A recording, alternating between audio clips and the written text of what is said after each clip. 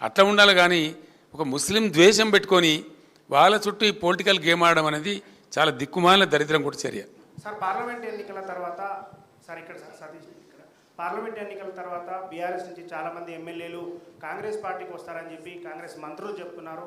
ఇప్పుడు వస్తారు, ఎన్నికల తర్వాత ఇంకా చాలామంది వచ్చే అవకాశం ఉందని చెప్పి కూడా 20-25 మంది ఎమ్మెల్యేలు వస్తారని మంత్రులు చెప్తున్నారు. సార్ ఏం కావాలంటారు మీకు?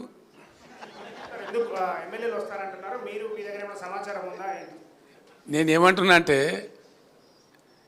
ఒకరోజు రేవంత్ రెడ్డి గారు మాట్లాడి ఇవాళ సాయంత్రం వరకు నీ దొడ్లు ఎందరు ఉంటారో చూసుకొని, నా దొడ్డు అయితే ఇంటాక్ట్ ఉంది ఆయన మాట్లాడిన తర్వాత.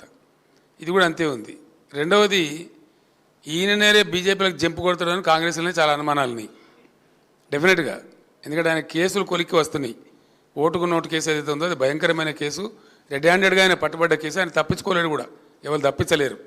కాబట్టి అది మన కింది మీద అయితే ఈయననే బీజేపీలకు జంపు కొడతాడు కేసులు తప్పించుకోవడానికని పెద్ద ప్రచారం ఉంది. అందులో భాగంగా నిజంగా జరుగుతున్నది ఏంటంటే, నన్ను డైరెక్ట్ కన్సల్ట్ చేయలేదు, కానీ మా పార్టీలో ఉన్న ముఖ్యులను కాంగ్రెస్ పార్టీలో ఉన్నటువంటి ఒక వర్గం అంతా కన్సల్ట్ చేస్తూ ఉన్నారు. కన్సల్ట్ చేయడంగా స్పష్టంగా చెప్తున్నారు సంఖ్యతో సహా. అన్న మేము 26 నుంచి 33 మంది ఎమ్మెల్యేలు రెడీగా ఉన్నాము, మేము కలుస్తాము, ఇద్దరం కలిసి గవర్నమెంట్ ఫామ్ చేద్దామని చెప్తున్నారు.